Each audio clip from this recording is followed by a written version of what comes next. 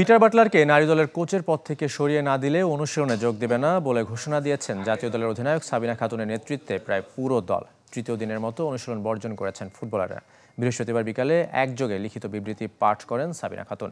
এমনকি প্রয়োজনে ছেড়ে দেবেন বলেও জানিয়েছেন ফুটবল।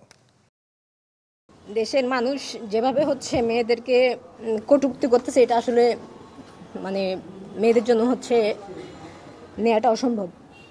গেল সাফে হেড কোচ পিটার বাটলারের সাথে নারী ফুটবলারদের যে দূরত্ব প্রকাশ্যে এসেছিল ৩ মাস পেরিয়েও তা আজও ঘুচেনি, বরং বেড়েছে। এতটাই বৃহস্পতিবার হঠাৎ গণমাধ্যমের সামনে এসে দলের সিনিয়ররা ঘোষণা দেন ইংলিশ কোচের অধীনে আর অনুশীলনে নামতে চান না, প্রয়োজনে নিতে চান গণ অবসর। আমরা ইতিমধ্যে অনেক নিউজ দেখছি এবং অনেক পত্রিকায় লেখালেখি হয়েছে, যেখানে প্রমাণ হয়ে গেছে যে আমরা আসলে দেশের জন্য কিছুই করতে পারি না। সাবিনা মারিয়াদের দাবি, বাটলারের আচরণে অনেক দিন ধরেই অসন্তুষ্ট সিনিয়ররা। এছাড়াও কোচ বিতর্কে সম্প্রতি নানা মহল থেকে হুমকিও পাচ্ছেন তারা, যা প্রভাব ফেলছে তাদের মানসিক স্বাস্থ্যে।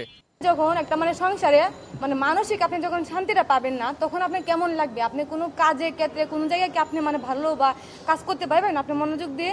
তো আমাদের সাথে সেটাই হচ্ছে। দেশের মানুষ সবার আগে, তাদের প্রায়োরিটি আগে।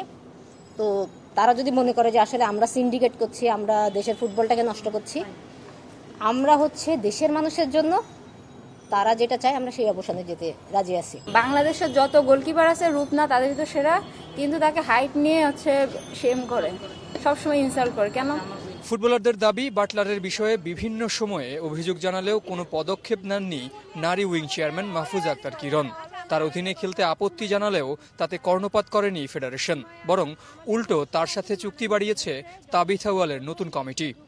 যতদিন না আমাদের প্রেসিডেন্ট আসতেছে, উনি হয়তোবা একটু রেস্টে আসছে, যেহেতু আমাদের ওনার শিডিউলেই দেখ, কিন্তু লিটু স্যার করাক কিংবা যে কেউ করাক, আমরা আপাতত স্যারের সাথে কথা না বলে ওনার সাথে প্র্যাকটিসে যাইতে চাচ্ছি না। হেড কোচ ইস্যুতে সিনিয়রদের সাথে জুনিয়রদের দ্বন্দ্বের গুঞ্জন উড়িয়ে দিয়েছেন মাসুরা তহুরারা। আহ্বান জানিয়েছেন দ্রুত সমস্যা সমাধানের, যদিও তাদের সাথে দ্বন্দ্ব নিয়ে মুখ খুলতে নারাজ হেড কোচ পিটার বাটলার।